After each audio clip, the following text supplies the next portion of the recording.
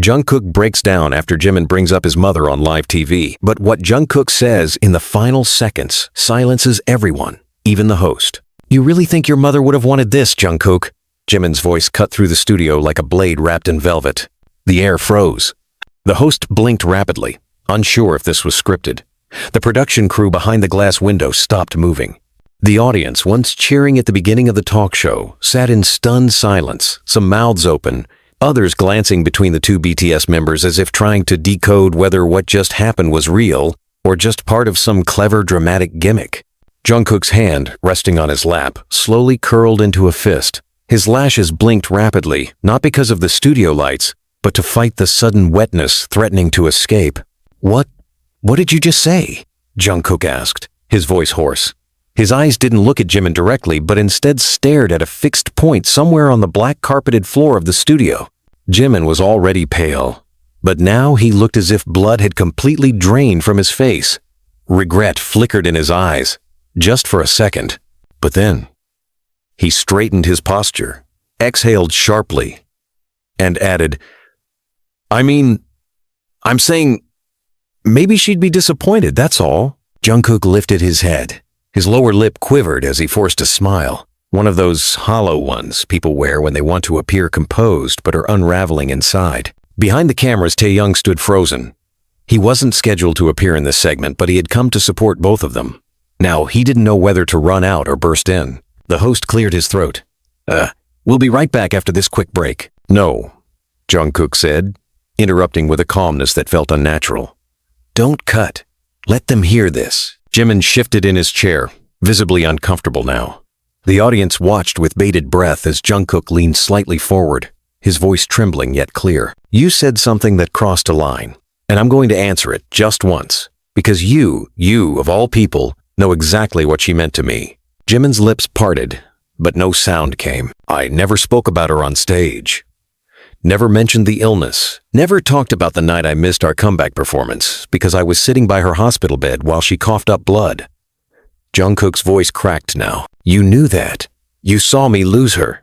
You saw me come back and sing with my eyes still red." Taehyung walked toward the edge of the studio floor, watching this train wreck spiral into something raw and terrifying. "I only kept quiet all these years," Jungkook continued, his voice now soft but sharper than any scream, "because I thought we were brothers."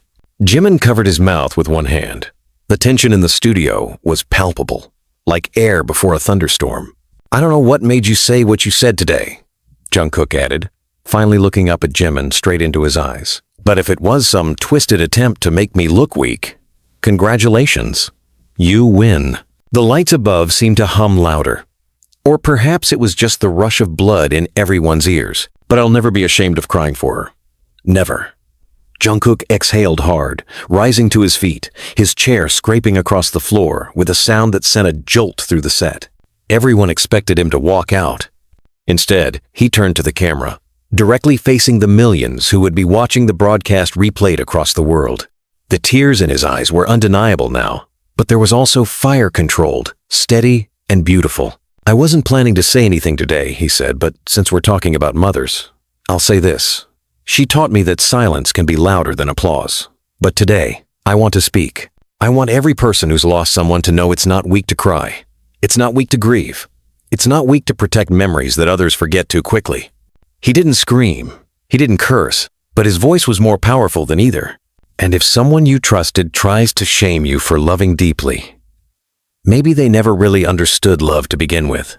Then he turned, not to leave, but to walk to the audience, lifting a small pin from his jacket, a silver lotus his mother once gave him, and placed it in the hands of a little girl in the front row, who had tears rolling down her cheeks without even knowing why. Behind him, Jimin stared ahead, frozen, his lower lip trembling now. The host didn't speak. No one clapped. The moment didn't need noise. Because silence had never screamed louder. The dressing room door slammed shut behind Jungkook, the echo reverberating down the hallway like the final punctuation of a sentence no one had dared to write. His footsteps were heavy, unfocused, as if his limbs were moving before his mind could catch up. A production assistant stood frozen beside a coffee table stacked with water bottles, her hands trembling slightly as she held out a towel he didn't take. He didn't see her. He didn't see anyone. He walked straight to the mirror, the giant one that stretched from wall to wall, lined with warm vanity bulbs that now seemed painfully ironic. He stared into his reflection, not at his face, not even at the wetness still hanging on his cheeks, but deeper into the shadows beneath his eyes, the slight twitch in his jaw, the storm in his pupils. Then he punched the table, not violently, not dramatically, but with a controlled thud of defeat. A kind of punch someone throws when they've already cried too much to scream. The door creaked open again, carefully, and Taehyung stepped inside without saying a word. For a moment, he just stood near the entrance, hands in his pockets, as if unsure whether to enter Jungkook's atmosphere or let him be. But then he saw Jungkook's hand still clenched, the knuckles reddening, his chest rising and falling in erratic breaths. Taehyung walked forward slowly. "Do you want me to stay quiet, or do you want me to be honest?" Jungkook didn't answer. The silence between them buzzed, like broken electricity. "I would have walked on stage," Taehyung continued, "but I couldn't tell if I was supposed to be your friend or the guy who holds your hand while you burn the place down." Jungkook finally turned. "Did you know he was going to say that?" Taehyung didn't flinch. "No." "Then why didn't you stop him?" "Because I didn't know where the line was anymore." Jungkook looked back at the mirror. "Apparently, there are no lines. Not when it's rating season." Taehyung sighed and dropped into the chair beside him. "He crossed a line, and he knows it. But that wasn't just about you.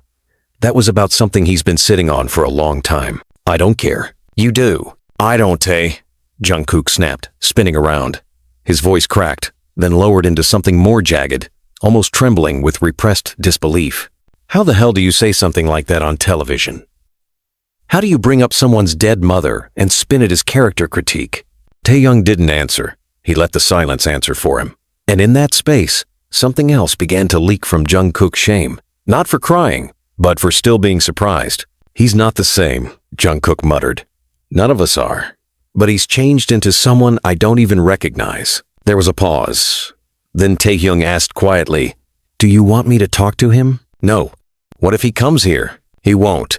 But he did. 10 minutes later, the hallway outside the dressing room filled with the sharp rhythm of expensive shoes against linoleum. Jimin's face was pale, and there was a sort of hollow dignity to how he walked, shoulders back, chin high, but eyes empty, as if they had already seen the destruction, and were now walking straight into it anyway. When he knocked, Jungkook didn't respond. Jimin opened the door slowly and met eyes with Taehyung first, who was standing now, arms crossed, watching him like a gatekeeper unsure whether the visitor was friend or enemy. "I just want to speak to him alone," Jimin said. "You should have thought of that before saying it to a live audience of 10 million, Taehyung replied flatly. Jungkook's voice came from behind. "It's fine. Let him in." Taehyung looked between them once more, then walked out the door and closed it with a soft click. The room became very still. Jimin didn't move for several seconds. "I messed up." Jungkook's back was turned to him, his hands pressed on the edge of the vanity counter, his head slightly bowed as if he were trying to hold the weight of something that had been growing heavier for years. "I didn't mean it the way it sounded," Jimin continued, voice shaking. "I was angry about other things, and it came out. Like that." Jungkook turned slowly. "What other things?" Jimin swallowed hard. "I felt abandoned." Jungkook blinked. "You're the one who left. You're the one who started pulling away, ignoring messages, ditching rehearsals, ghosting the group dinners. And you say you felt abandoned?" "I was struggling," Jimin said defensively. "I was trying to figure things out. Every time I tried to open up, someone told me I was being dramatic, or sensitive, or off-brand. Even you." "No," Jungkook cut him off. "Don't you dare blame this on me." Jimin took a breath, tried to regroup, but Jungkook was already moving, voice rising. "I was there, Jimin. I was always there.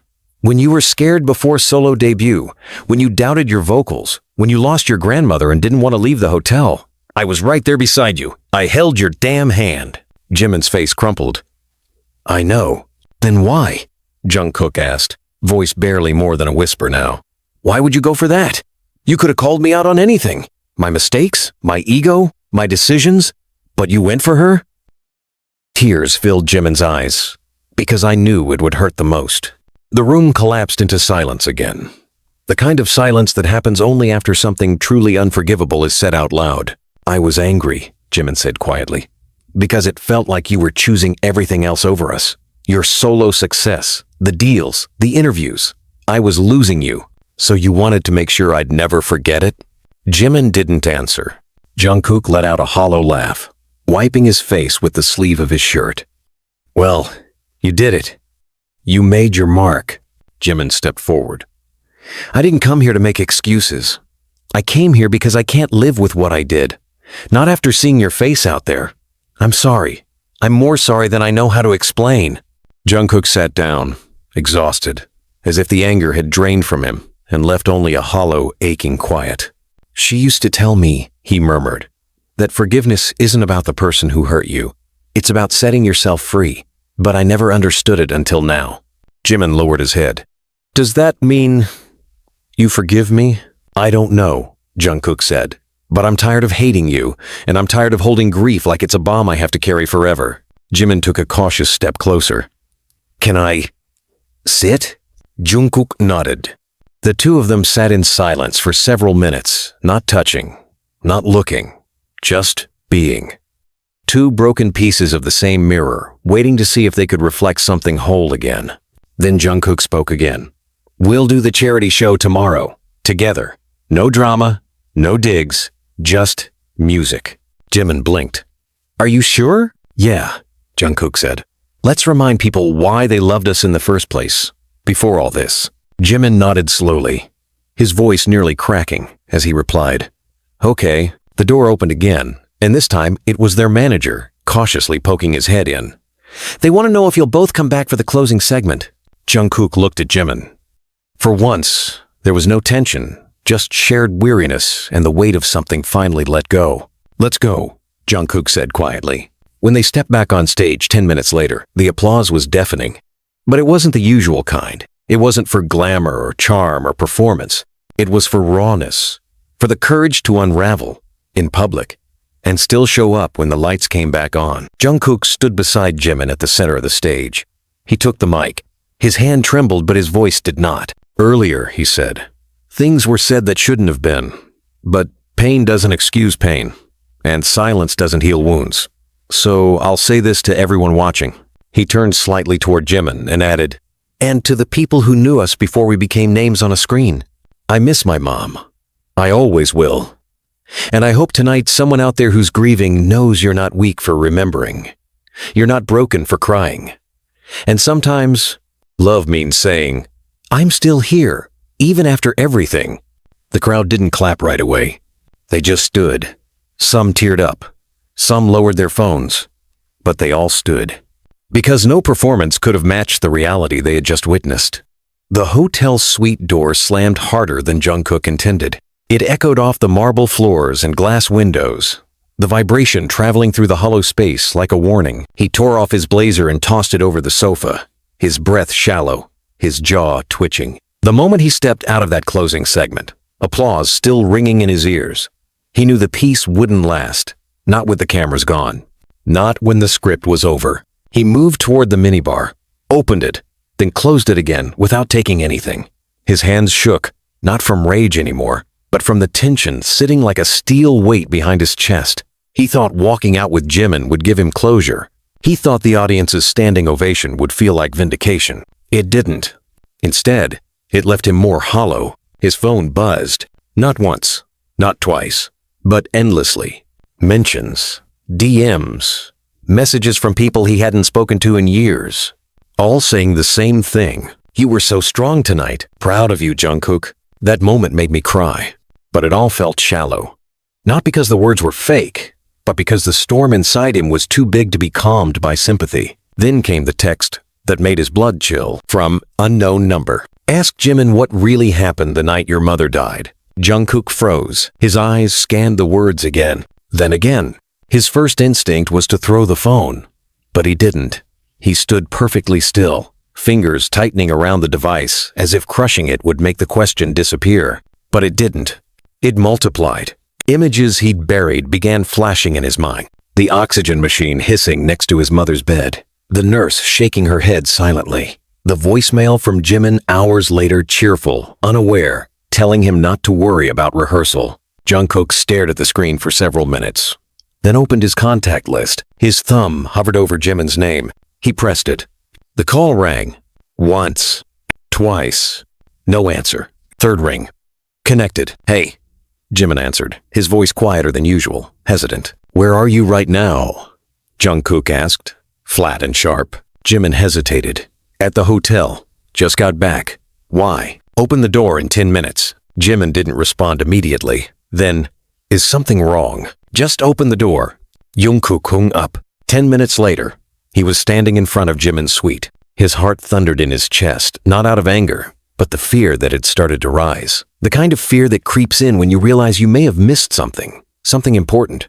The door opened. Jimin wore sweatpants and a hoodie, hair slightly damp from a shower, expression cautious. You came to yell again? He asked with a faint attempt at humor, but Jungkook didn't laugh. He stepped inside without waiting to be invited. Jimin closed the door behind him slowly, then turned to face him. What's going on? Jungkook pulled out his phone and tossed it onto the bed. Jimin glanced at it, then read the message. He didn't speak for a long time. When he finally did, it wasn't the words that scared Jungkook, it was the tone. Where did you get that? Jungkook's stomach turned. You didn't deny it. I asked where you got it. Why does that matter? Jimin stepped back slightly, rubbing his jaw. Because someone's trying to tear us apart. And it's working. That's not an answer. Jimin exhaled slowly, then sat on the edge of the bed, his hands folded between his knees. The night your mom passed, I wasn't where I said I was. Jungkook's throat tightened. Jimin didn't look up. I told you I was at rehearsal, that the manager said you could skip and that we'd cover for you, but that wasn't entirely true. Where were you? I was with Bang PD, Jimin said slowly. At the negotiation table, there was a contract issue. They were thinking of splitting the team up for promotions. You know how the company gets when they smell opportunity. I was asked to represent you since you were MIA. Jungkook blinked, stunned. You... what? They said it was temporary, that you were too emotional to negotiate. They needed someone stable to fill the seat, even for just a day. Jimin paused, swallowing hard. I said yes. Jungkook stepped back as if Jimin had physically hit him. You sat in for me? Jungkook whispered. I didn't mean to betray you. I thought I was helping. You took my place at the table while my mother was dying. It wasn't like that. You let me believe we were in it together? Jungkook cut him off, voice shaking. You let me believe I had someone. You did. You do. You lied. Jimin stood now, desperate. You were falling apart, Jungkook. I didn't want you to deal with contracts while your mom was in the ICU. I thought I was protecting you, but you didn't tell me, Jungkook snapped. You let me grieve thinking the people closest to me were at rehearsal, just like I was. Instead, you were bargaining behind my back. Jimin stepped forward. I never signed anything without you. I never took your credit. But yes, I was in the room. And yes, I kept it from you. Because I knew if you found out, it would change things. You were right. Jimin looked down. His voice was barely a whisper. I'm sorry. I thought you were my family, Jungkook muttered, pacing the room like a caged animal. And all this time you've been keeping secrets like a stranger. It wasn't meant to hurt you. But it did. Jimin leaned against the wall, defeated. What do you want from me? I want the truth, Jungkook said. All of it. Every damn piece. Jimin hesitated, then nodded. There's more, he said. You remember the night you broke down after your solo performance in Tokyo? You told me you felt like your mom was watching from the crowd. Jungkook's chest tightened. Yes, I lied when I said the company didn't film that rehearsal. They did. And they kept it. Jungkook stared. They what? They filmed it.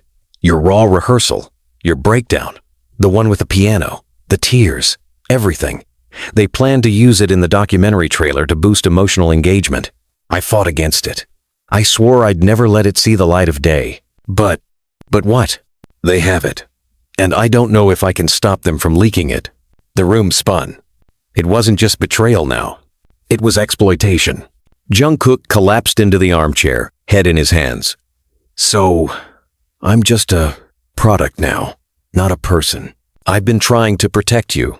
By hiding everything? I didn't want you to break. Well, Jungkook said quietly. You failed, Jimin said across from him. eyes red. "I'll fix it." "How?" "I'll take the fall. I'll go to the press. I'll admit I overstepped. I'll expose the contract, the footage, everything. You won't have to speak." Jungkook laughed bitterly. "And drag me through hell in the process?" Jimin looked up. "Then tell me what to do." Jungkook stared at him. For the first time that night, he didn't see the friend he grew up with. He saw a stranger wearing his face. He stood slowly, walked to the door, opened it. "You want to fix it?" he said, voice low. "Start by giving me space. Real space. No calls, no PR, apologies, just distance." Jimin didn't argue. He nodded slowly. "Okay." Then Jungkook walked out, and this time, the silence wasn't heavy with tension. It was heavy with the weight of something broken perhaps permanently. And the world, outside those hotel walls, had no idea what was coming next.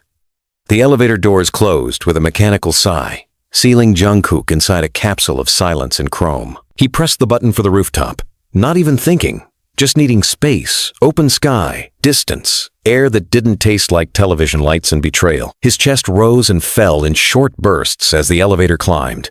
10 floors, 12, 14. His reflection in the mirrored interior looked back at him with haunted eyes. This wasn't just exhaustion, it was erosion. When the doors opened, wind greeted him immediately.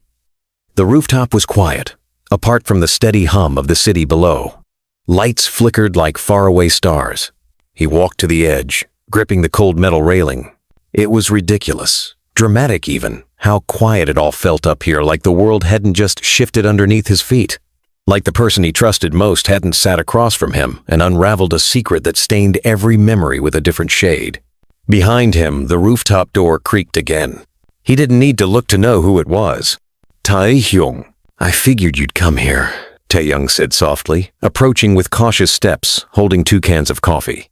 "You always do when you're overwhelmed." Jungkook didn't respond, just kept staring at the glittering cityscape, his hands gripping the railing tighter, whitening at the knuckles. Taehyung stood beside him, offering one of the cans. Jungkook didn't take it. "I'm not here to fix anything," Taehyung said after a moment. "I just thought maybe you'd want someone around." Jungkook's voice came out rough. "Everything I believed just fell apart in that hotel room." "I heard," Taehyung replied. "I didn't mean to listen, but the walls in these places are paper. I don't think I'll ever see him the same again," Jungkook muttered. "He replaced me at a negotiation table the night my mom died. Lied about it for years. And then he told me about the footage, about what the company's been sitting on." Taehyung stayed quiet. Jungkook turned to him finally, eyes sharp. "Did you know?" Taehyung flinched slightly. "About the negotiation?" "No, about the footage." He hesitated. "Yeah." The silence cracked between them. "You knew?" Jungkook's voice trembled. Not with rage, but with devastation. "And you didn't say anything?" "I thought it was just a backup angle," Taehyung said. "I thought they'd deleted it. The crew talked about it once during the documentary filming. I told them to leave it out. I didn't know it still existed." Jungkook took a step back. "Everyone keeps saying they didn't know. Everyone keeps acting like it was a miscommunication, but it's not. It's betrayal. It's selfish. It's calculated." "It's the industry," Taehyung said bitterly. "We're all products. Every moment of vulnerability is archived for marketing, and the people closest to you become handlers when the cameras roll." Jungkook looked at him, breathing uneven. "But you're not just anyone, Tae. You're supposed to be my brother, just like he was. But it feels like I've been living with strangers." Taehyung sat down on one of the rooftop benches, placing the unopened coffee can beside him. "You want me to be real? Fine. I've seen the way you've changed too. Since your solo debut, since the awards, since the global press started calling you the future of BTS. You walk into rooms like you own them. You stopped asking us for advice. You stopped trusting us." Jungkook clenched his jaw. "So this is my fault now?" "No," Taehyung said evenly. "It's all our fault. You, me, Jimin, all of us. We let the world decide what we were supposed to be. And somewhere in that process, we stopped being real with each other." Jungkook looked away again, the city lights now blurred in his vision. "I didn't ask to be put on a pedestal," he said. I just wanted to sing. But they didn't fall in love with your voice, Taehyung said. They fell in love with your pain, and they want to see you suffer just enough to feel connected. That's what they sell. Jungkook let the words sit in the air. It wasn't comfort, but it was clarity. And it stung. He reached for the coffee can finally and opened it, taking a long sip, the bitterness grounding him. Jimin's going to hold a press conference, Taehyung said eventually. He wants to take responsibility. Jungkook scoffed. Too late for that. Maybe, Taehyung admitted. But it's something. They sat in silence for a long time. Just the wind, the stars, and the hum of a city that didn't care about personal breakdowns. Then Jungkook spoke again, softer this time. Do you think she'd be proud of me? Taehyung didn't answer right away. Then, your mother used to sit in rehearsals with a smile so wide it made the interns cry. She didn't care about the fame. She cared that you felt everything, that you never numbed out. I think she'd be proud that you still care, even after all this. Jungkook nodded, tears finally slipping down his cheek again. But this time, they weren't angry. They were just honest. The next morning, social media exploded. Jimin's team had announced an emergency press briefing. It was set for noon, at HYBE's media hall. No leaks, no hints, just an urgent notice that Jimin would be making a personal statement and would not be taking questions. By 11:45, every entertainment outlet in Seoul had parked a van outside the building. Fans camped in streams, theories flying wild. Some speculated he was retiring. Others thought he was being removed. But the truth was more complicated. When Jimin stepped to the podium, he looked 10 years older than he had the day before. No makeup, no styling, just a plain black shirt and sunken eyes. Cameras clicked violently. The entire front row stood motionless. He began speaking in Korean, then English. He confessed everything. The secret negotiation the night of Jungkook's mother's death. The withheld footage. His role in pushing a PR decision that ultimately isolated Jungkook emotionally for years. He didn't cry. He didn't ask for forgiveness. He simply said the words, and then bowed deeply twice. The room was stunned. Some reporters were too shaken to ask anything, even though the plan was for Jimin to leave immediately. But he didn't. He stood there, and then said something that hadn't been planned. If you're going to remember anything from this, he said, don't remember me as the member who betrayed Jungkook. Remember me as the man who finally told the truth, even if it ended everything. He walked off the stage and out of the building. Meanwhile, Jungkook watched from the hotel lounge, sitting beside Taehyung, his phone screen dark, the coffee still warm in his hand. He said nothing until the moment the feed cut. Then he stood, placed his coffee down, and said with quiet determination, "Call the director." Taehyung blinked. Who? The director of the documentary. Taehyung hesitated. Why? Because I'm going to ask for the footage. Taehyung straightened. You're going to leak it? Jungkook shook his head. No, he said. I'm going to use it. All of it. And the moment he walked away, Taehyung knew something had shifted. This wasn't about revenge anymore. It was about reclamation. And the world had no idea what Jungkook was about to do next. The room was darker than it should have been. No one had drawn the curtains, but the overcast Seoul sky turned the penthouse living room into a gray, muted stage. Jungkook sat with his elbows resting on his knees, his fingers folded beneath his chin, staring at the blank television screen across from him. The call had been made. The request had been sent. Now, he was waiting. Taehyung entered without knocking. There was no need anymore. He dropped a USB drive on the table and quietly sat across from him. They sent it. Jungkook glanced down at the tiny device like it was a loaded gun. You want me to stay while you watch? Taehyung asked gently. Jungkook didn't answer right away. His fingers reached for the drive, hesitating just above it. Yes, he said finally. But not because I'm scared. I know. It's because I need someone to witness what they tried to hide. Taehyung nodded. Then, let's watch it together. Jungkook slid the USB into the laptop port. The screen flickered to life. A media file titled only with a date. 2019, 10/3, rehearsal, Stagatwo, Raw. His mother had died on the 4th. He clicked play. The footage began with low, shaky camera movement. No music yet, just the ambient hum of the studio. Then the angle settled.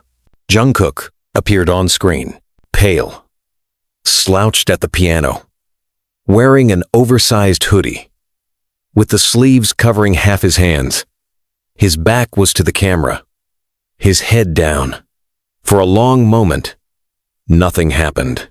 Then music, just a few chords, raw, barely structured, and then his voice. Not polished, not staged, just him. He sang the chorus to Still With You, but the melody cracked halfway through. He stopped, took a deep breath, his shoulders shook, and then he tried again. This time he got through the first verse, but the last word collapsed under the weight of a sob he couldn't suppress. He pushed the piano bench back and buried his face in his hands. And then he whispered something. Taehyung leaned in. "Did you hear that?" Jungkook nodded. He said her name, my mom's name. More silence in the video, more trembling breath. Then he stood, walked off frame, and the clip ended. That was it. Jungkook stared at the screen long after the video ended, the silence roaring in his ears. "They filmed that," he said finally, voice hoarse. "They saved it, and they were going to sell it." Taehyung leaned forward, voice low. "What do you want to do?" "I want to show it," Jungkook said. "But not the way they planned. I'm not giving them the right to define my grief." He stood, pacing now, mind spinning. "I want to make something of my own. A message, a performance. I want to speak not just to fans, but to anyone who's ever been broken in private and turned into a product in public." Taehyung narrowed his eyes, both impressed and concerned. "Are you sure you want to go public? With everything?" "I'm done being silent. But JIMIN, I don't care." Taehyung raised a brow. "You do. You just don't want to admit it." Jungkook stopped, turned, and stared at him. "He sat in my place the night she died. He knew I needed him, and he chose a seat at the table instead. He lied for years. Do you think that kind of betrayal just disappears overnight?" "No," Taehyung said softly. "But neither does love." Jungkook looked away. That night, the studio Jungkook had booked for the impromptu performance was stark, empty, dimly lit. No producers, no stylists. Just 2 cameras, 1 mic, and a team of 3 Taehyung, an old audio engineer from their debut days, and Minji, a young editor who once cried backstage when Jungkook hugged her for her birthday. He didn't want an audience. He didn't want control. He wanted truth. He stepped into the frame, wearing the same hoodie from the rehearsal in the footage. No lights, no makeup, just him and the piano. He began singing. The same melody, the same fragility. But this time, he didn't stop when the tears came. He let them fall. He let his voice crack. He let silence fill the space between notes. Then, halfway through, he stopped playing. He looked at the camera and spoke. "If you're watching this, I want to be clear. I didn't approve of the footage they saved. I didn't know it existed until 3 days ago. But I'm using it now because it belongs to me. And because it's time people saw what they tried to profit from." He paused, swallowing the lump in his throat. "My mom died the day after that video. I sang through tears, then sat by her hospital bed until her breathing stopped. I didn't speak about it on stage. I didn't use it to sell albums. I grieved alone. But grief doesn't stay quiet forever." He leaned forward, closer to the camera. "And if you've ever lost someone, if you've ever felt used or abandoned or turned into a symbol instead of a person, I want you to know, I see you. And I'm not ashamed anymore. This isn't weakness. This is survival." He looked directly into the lens now. "And to those who betrayed that silence, this is not revenge. This is reclamation." The video ended with the original raw footage playing one final time. Then black screen. Then a single line of white text. "I'm still with you." When it was uploaded to Jungkook's channel 2 days later, the internet collapsed. Army wept. Artists responded. Global media outlets replayed it with trembling commentary. Not because it was a scandal, but because it was unfiltered humanity from someone who had always been expected to smile. And then Hybe panicked. The board released a statement claiming they never intended to use the rehearsal footage commercially, that it was stored privately and incomplete. But fans weren't convinced. Then came the internal leak. Someone from within the company released an email thread proof that the footage had been discussed for the upcoming anniversary documentary trailer. Attachments showed thumbnails with Jungkook's crying face circled. Marketing notes labeled it impact content. The backlash was immediate. Hashtags trended worldwide. Protect Jungkook. Not your content. Still with you. By the third day, Hybe stocks dipped 5%. And the board called an emergency meeting. Meanwhile, Jungkook was still in the studio. Not to record, but to breathe. He didn't smile when he saw the numbers. He didn't celebrate when the apology letters rolled in. He just sat at the piano again, this time alone. Until the door opened. JIMIN, pale, quiet, eyes swollen. No cameras, no team. He walked in like he had forgotten how. I saw the video, he said. Jungkook didn't turn. It was brave. Still no reply. JIMIN took a few steps closer. You could have destroyed me. I still could, Jungkook said quietly. But you didn't. Finally, Jungkook turned. And for the first time in days, he looked at JIMIN not with fire, but with something colder. Because I wanted to heal, Jungkook said. Not destroy. JIMIN looked down. Do you hate me? I don't know. They stood there for a long time. Then Jungkook asked, voice low, why did you come? Because I needed to say something, JIMIN said. One last truth. Jungkook waited. JIMIN stepped forward, and when he spoke next, his voice trembled. I didn't just sit at that table because of business.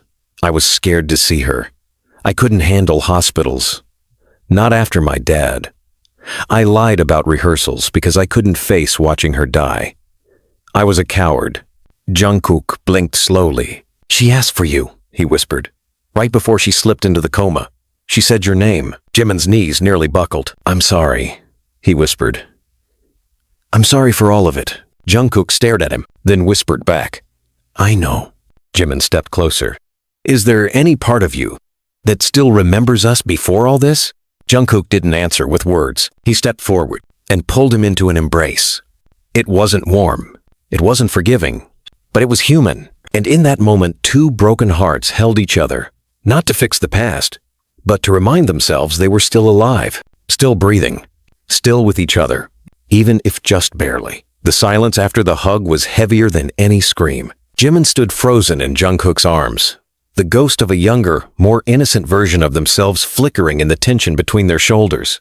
The embrace was not reconciliation, it was recognition, a silent acknowledgement that the world they once knew, the brotherhood they once swore on, was now scarred, but not entirely dead. Jungkook pulled away first.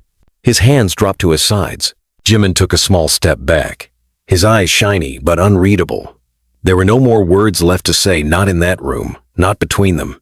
And yet, the air was thick with something that refused to be named. Taehyung entered quietly a few moments later. He had seen enough from the studio hallway, heard the footsteps, felt the gravity of what was rebuilding, delicately, painfully, maybe temporarily. You two okay? He asked, voice calm but not casual. Jungkook nodded once, slowly. JIMIN looked away. We're not okay. But maybe we're not finished either. That night, the city outside refused to sleep. News anchors were still looping the footage. Jungkook's video had shattered the wall between fan and idol, between performance and pain. Support poured in from unexpected places, politicians, psychologists, fellow artists, even grieving parents who had never heard a BTS song in their life. But none of it touched Jungkook as deeply as what was waiting in his inbox. An email. Nah subject line. No sender name. Just one attachment. A voice recording. He sat up in bed, breath shallow, clicked it. The file opened with static, then a faint inhale.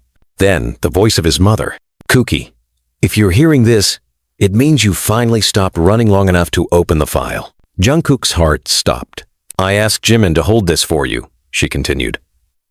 I knew you'd avoid hearing my voice if I left it somewhere obvious. You've always been brave on stage, but you run from grief like it's poison. The audio crackled softly. I wanted to tell you this in person, but I watched your schedule, your eyes, your exhaustion, and I realized you might not be ready until I'm gone. Jungkook's hand trembled. You forgave your father too easily, her voice said gently, and I never stopped worrying that one day you'd give that kind of forgiveness to people who didn't earn it. But JIMIN, he's different. He loved you like a brother before the world knew your name. He lied to you, yes. But I asked him not to tell you about this recording until he thought you were ready. Jungkook's mind spun.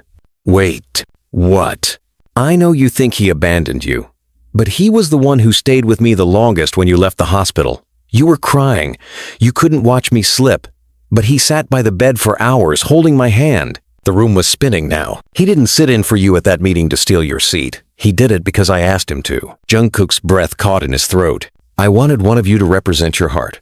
And you, my cookie, were too busy trying to save me when I was already letting go.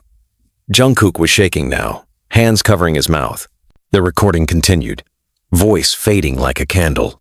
Stop hating him. Stop hating yourself. Let your heart break properly, and then rebuild. Then silence. He stared at the screen for a long time. Then, slowly, almost mechanically, he dialed Jimin's number. It rang. Jimin answered instantly, voice hushed. Jungkook, you lied, Jungkook said, his voice trembling. But not for yourself. There was silence on the other end. You had that recording the whole time? Jungkook asked. I did, Jimin whispered. Why didn't you tell me? Because she made me swear. And because I knew you'd never believe me if I said she asked me to go in your place. I didn't believe you. I know. Jungkook was crying now, but not with fury. It was confusion, longing, grief. I hated you, he whispered. I thought you chose power over me. I chose you over yourself, Jimin said, voice raw. Because you would have blamed yourself for missing her last breath. And she didn't want that. Jungkook dropped the phone into his lap, unable to hold it. Taehyung stepped into the room again, eyes wide. What happened? Jungkook looked up, breathless. She asked him to replace me. Taehyung froze. Who did? My mom. The silence cracked into 1,000 pieces. Jungkook stood abruptly, moving to the door, not knowing where he was going, but needing motion. Taehyung followed. Where are you going? To Jimin's room. It was past midnight, but he didn't care. He banged on Jimin's hotel door until it opened. Jimin looked like he hadn't moved in hours. Sweatpants, hoodie, face swollen with tears. Neither spoke. Jungkook stepped in and closed the door behind him. Then he said the one thing that neither of them had been brave enough to say since the day this all began. I'm sorry. Jimin collapsed into his arms. And this time, it wasn't a cold embrace. It was real. It was forgiveness, messy and imperfect, but real. They sat on the hotel floor, back against the wall. Two men who had been turned into brands. Boys who had carried nations on their backs. Friends who had bled through silence. Jimin whispered, She told me to protect your softness, that it was your strength. I didn't know how. Jungkook replied, You didn't have to. Outside, the rain began to fall. Inside, the healing began to rise. And though the world still watched, and the scandals would still echo, for the first time in years, they weren't pretending anymore. They were just Jungkook and Jimin, human, flawed, and finally, free. Morning came in silence, broken only by the soft rattle of rain on the glass windows and the low murmur of the city below, trying to shake itself awake. Jungkook sat curled at the edge of the hotel bed, hands clasped together, elbows resting on his knees. He hadn't slept. Neither had Jimin. They had stayed up on that floor for hours, neither speaking after the last whispered confession, just existing in the stillness that follows truth. Forgiveness wasn't easy. It wasn't a switch you flipped, and it certainly wasn't linear. But something about that night, about hearing his mother's voice again, about the relief and heartbreak of understanding her last request, had cracked something open inside Jungkook. A wall, a knot, a resistance he hadn't realized had festered for years. Now, daylight streamed through the half-open curtains, casting soft golden lines across the room. Jimin stirred beside him on the floor, rubbing his eyes slowly, cautiously, as if afraid that waking up would bring the nightmare back. Hey, Jungkook said softly. Jimin looked up, blinking against the light. Morning. I need to ask you something. Jimin nodded, still groggy. Anything. Jungkook inhaled deeply. That day, when you sat in for me, were you the only one? Jimin blinked, confused. What do you mean? I mean, did anyone else know? From the group? From the company? Jimin hesitated. Jungkook narrowed his eyes. Jimin. Jimin looked down. His voice was nearly a whisper. Taehyung knew. Jungkook froze. The word landed like a blade, precise and unexpected. He stared at Jimin, lips parting in disbelief. He what? Jimin shifted. eyes full of hesitation. He didn't know the full story, but he knew I was attending something in your place. I asked him to cover for me in the rehearsal. He didn't ask questions. He just said, whatever Jungkook doesn't need to carry, don't make him. That was it. Jungkook stood, breath shallow. He knew, and he never told me. Jimin rose slowly. He thought he was protecting you. No, Jungkook snapped. Don't say that again. I'm sick of that word. Protecting.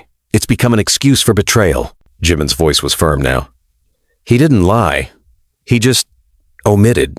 Omission is betrayal. The room felt colder. Jungkook grabbed his jacket, not even bothering to fix his hair. His skin was still blotched from the lack of sleep, his voice brittle with exhaustion. But he didn't care. He walked out the door without looking back. He didn't knock when he reached Taehyung's room. He banged. Once. Twice. The door opened. Taehyung, hair tousled, eyes puffy with sleep, looked surprised. Kook? Jungkook shoved past him without a word. Taehyung turned, now fully awake. What's going on? You knew, Jungkook said sharply. You knew, and you didn't tell me. Taehyung's mouth opened, closed. I didn't know what you think I knew. Don't play semantics with me. Taehyung sighed. I knew Jimin skipped rehearsal to sit in some meeting. I didn't know it was for a contract. I didn't know it was about your seat. You didn't ask? Jungkook shouted. You didn't stop him and say, hey, maybe Jungkook should know someone's representing him while his mom is dying? I trusted him, Taehyung shot back. I trusted you. I thought you were both doing what was best. Jungkook's fists clenched. And you didn't think I deserved the truth? You were grieving, Jungkook. You were falling apart. You could barely breathe without shaking. What the hell did you expect us to do? Tell me the truth. Taehyung looked away. It wasn't my truth to tell. Jungkook took a step forward. You don't get to hide behind that. You don't get to choose silence and call it compassion. And you don't get to weaponize your grief, Taehyung snapped. The words hit harder than they should have. Jungkook's face twisted in disbelief. You think I'm using this? I think you've become so addicted to your pain that you wear it like a badge. You turned your mother's death into a narrative, one that suits you. And maybe, just maybe, you're not the only one who's been hurting all this time. The slap came without warning. It wasn't hard, but it was loud. Both of them froze. Jungkook's chest heaved. Taehyung's face was turned. One cheek flushed. Neither moved. Then Jungkook whispered, You don't get to talk about her. Taehyung turned back slowly, jaw clenched. You hit me. I should have done it years ago. Then do it again. Jungkook stepped back, shaking. He didn't. Instead, he turned and walked out. Again. But this time, he wasn't just walking away from a room. He was walking away from the last thread of the brotherhood they had all tried to salvage. For hours, Jungkook wandered the city. Hoodie pulled low, face mask up, sunglasses on. The disguise was weak, but it wasn't for fans. It was for himself. He sat on the banks of the Han River as the sky turned from gray to orange to blue-black. And he cried. Not for his mother, not for Jimin, not for Taehyung, but for himself. Because for the first time in his life, he realized he didn't know who he could trust. And then came the real twist. A message from an anonymous account. Just a name. Seung-hwan wants to meet. His heart stopped. Seung-hwan. His father's name. The man who had vanished before Jungkook ever took the stage. The man who had walked out on his mother and left nothing but silence in his place. Jungkook stared at the message. Below it was a location. A date. Tonight, 10:00 p.m. He checked the time. 9:15. He stood. Walked. Didn't think. The building was old. Industrial. A rooftop bar, closed for renovations. The city lights below were blurry in the rising mist. And there, standing by the edge, hands in his coat pockets, was the man. Seung-hwan. Gray at the temples now. Skin worn, but eyes unmistakable. He turned, smiled, almost nervously. Jungkook? Jungkook didn't move. I know I don't deserve to speak to you, Seung-hwan said, but I came because your mother asked me to. Jungkook's stomach turned. She knew she was dying. She contacted me. I told her I didn't deserve to come back, that I wasn't ready to be a father to the man I had abandoned as a boy. His voice trembled. But she said, "It's not about you anymore." Jungkook's breath was shallow. "I came to say, I'm sorry," Seungwon whispered. "Not for leaving. I don't expect forgiveness. I came to say, I see you now. And I'm proud of the man you became, even though I had no part in it." Jungkook's lips parted, but no words came. Just tears, silent, shaking, endless. Seungwon stepped back, sensing the weight of everything he didn't have the right to touch. "I'll leave now," he said, "unless you ask me to stay." Jungkook stared. Then, softly, barely a breath, he said, "Stay." And Seungwon did. And for the first time in his life, Jungkook wasn't just grieving, he was reclaiming. And for once, he didn't have to do it alone. The rain had stopped, but the rooftop floor was still slick beneath Jungkook's shoes. He stood a few feet from Seungwon, heart thudding so loud he could barely hear the faint hum of traffic far below. The city behind them sparkled with indifference, neon, sterile, cold. His fingers were twitching at his sides.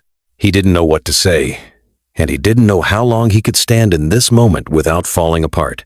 Seungwon was older now, but not unfamiliar. His jawline was still sharp, though lined with age, and his voice still carried that strange softness Jungkook remembered hearing only once, a lifetime ago, through a door his mother had closed on purpose. The memory wasn't clear, only a blur of sound and shadow and crying that wasn't his.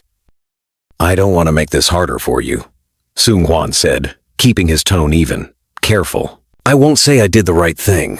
I know I didn't. I left. I left your mother when she was already carrying everything alone, and I let her die with the burden still on her back." Jungkook's lips trembled, but he said nothing. "I could say it was fear. I could say I was too young, too selfish. But it doesn't matter now, does it?" Seungwon's eyes softened. "All that matters is you lived without a father. And I lived knowing I created someone I didn't earn the right to call my son. Then why are you here?"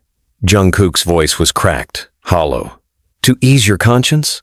To perform some twisted redemption arc before you die?" "I'm here," Seungwon said, not flinching, "because your mother didn't want me to die a coward. And because you have questions I owe answers to."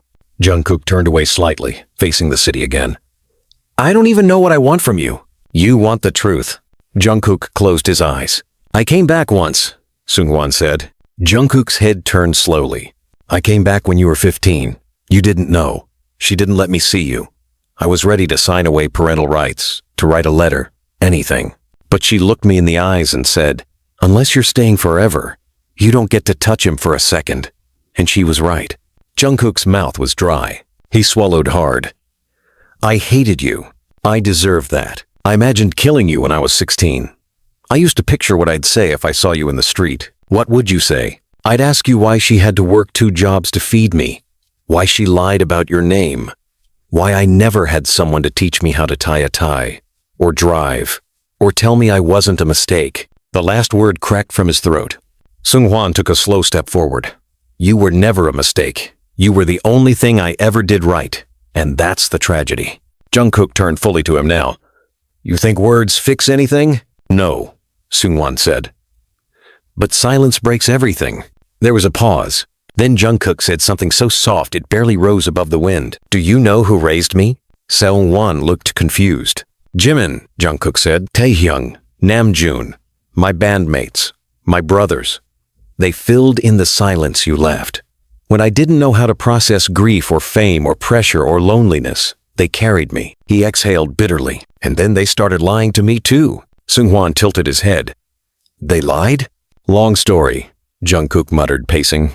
"Everyone lies. Everyone protects me, apparently. From the truth, from my past, from my pain. You included. I didn't think I was protecting you," Seungwon said carefully. "I thought I was staying out of the way. Turns out they're the same thing." Jungkook sat on the low stone bench along the rooftop edge. He didn't want to cry again. He was sick of crying, but his hands wouldn't stop shaking. "I don't know how to be around you," he admitted. "You feel like a ghost." Seungwon sat beside him, leaving space. "Maybe I am." They sat in silence for a while. Then Jungkook turned and looked him in the eye. "Are you going to disappear again?" "No," Seungwon said. "Unless you tell me to. I don't know if I hate you. I want to, but I don't." You're allowed to hate me. I don't want to hate anyone anymore. Seunghwan's throat tightened. Then we start slow. We don't call this a reunion, just recognition. Jungkook nodded faintly. Then his phone buzzed. A message. From Taehyung. Come to the studio. Now, there's something you need to see. He stared at it. Expression unreadable. Then stood. I have to go. Seunghwan stood too. Of course. Can I see you again? Jungkook paused, then nodded. Maybe. And then he walked away. Back into the storm that had never really passed. The studio was dark when he arrived. Only one light left on inside the sound booth. Taehyung stood in front of it, arms crossed, jaw tight. You came, he said without turning. You said it was urgent. It is. Jungkook stepped inside.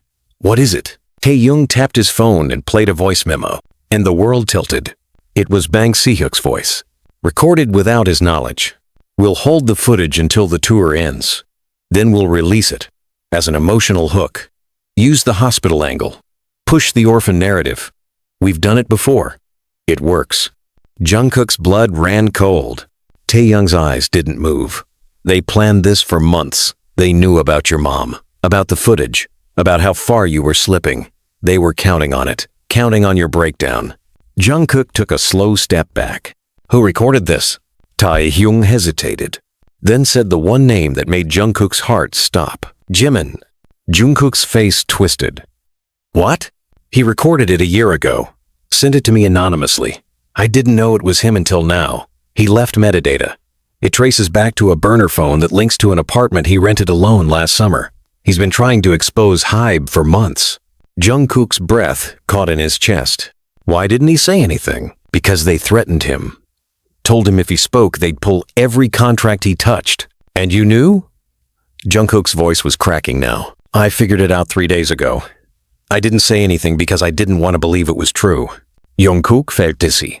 Everything he thought he'd understood, every ounce of anger, betrayal, forgiveness, it all twisted into a new, agonizing shape. JIMIN hadn't just carried a lie. He had carried a war. Alone. Where is he now? Jungkook asked, voice urgent. Taehyung looked away. He left. Left? His manager said he packed and flew to Jeju. No forwarding info, no team, no plan. Jungkook turned to leave. Taehyung grabbed his arm. Wait before you go. Jungkook stopped. Taehyung's voice softened. You said I betrayed you. And maybe I did. But I want you to know something. What? I never stopped protecting you. I just didn't always know how. Jungkook nodded faintly. Then he left. The next flight to Jeju was at dawn. And he was going to be on it. Because now, he had one more person to forgive. And maybe one more reason to believe that not all secrets were meant to destroy. Some were just waiting to be understood. The wind in Jeju was different. It didn't howl like Seoul, it whispered. Even the air smelled less like concrete and more like soil, pine, salt, and rain. Jungkook stepped off the early morning flight with only one bag slung across his back. No security, no schedule, no press. Just a mission he hadn't fully defined yet, a need to find JIMIN. To look him in the eye again. Not as the boy he once knew or the man he had forgiven, but as someone who had fought a silent war on his behalf and never asked for credit. He rented a small car with tinted windows and no GPS tracking. The clerk didn't recognize him either because of the sunglasses or because the world was still waking up. He had no address, just a rough pin drop Taehyung had found, a cabin north of Seogwipo, isolated. No neighbors, far from the coastline. The drive took him through winding mountain roads that cut through tall trees and early mist. He didn't turn on music. He didn't need distraction. The silence was the only thing that made sense now. His thoughts churned in circles JIMIN's voice, the hidden recording, the idea that someone could carry that kind of burden and say nothing, and worse, that he had accused JIMIN of being a traitor. The car stopped in front of a narrow dirt path, barely wide enough to walk. He left it idling, slung his bag over his shoulder, and followed the trail until he reached a clearing. There it was, a modest wooden cabin, 2 windows, smoke curling from the chimney, a wind chime made of seashells swinging gently from the porch. It looked like a place you'd run to after everything breaks, a place meant for hiding. Jungkook took the steps 2 at a time and knocked. Nothing. He waited, then knocked again. Still nothing. Then he heard it movement inside. Light footsteps. A pause. A shadow behind the curtain. Then the door opened. Jimin stood in front of him. His hair was longer, his face thinner. He was barefoot, wearing an oversized white sweater with a tear at the collar and black linen pants. He looked like someone who had tried to disappear and almost succeeded. Jungkook didn't speak. Jimin stepped back, letting the door swing wider. Jungkook entered. The cabin was silent except for the occasional crackle of wood in the stove. The living room had no television, just a stack of books, a guitar, and a folded blanket on the floor beside an unmade futon. A half-filled glass of water sat on the kitchen counter. There was no sign of internet, no cameras, nothing polished. It was raw, honest. "I thought I'd see you eventually," Jimin said quietly. Jungkook sat on the floor. "Why didn't you tell me?" Jimin poured himself tea. His hands trembled slightly. "Because I didn't think you'd listen. I would've." "No," Jimin said, sitting across from him. "Not back then. Not when you were drowning in grief. Not when you couldn't tell the difference between protection and betrayal." Jungkook stared at him. "I said things I didn't mean. I know.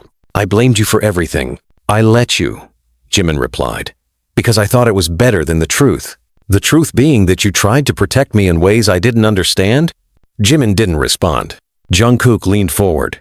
"Why did you record him?" "Bang si hyuk." Jimin looked away. "Because I overheard the plan. The orphan narrative, as they called it. They were going to use your mother's death as a headline for our anniversary documentary. Make it emotional. Strategic. I recorded it, thinking I'd leak it." "Why didn't you?"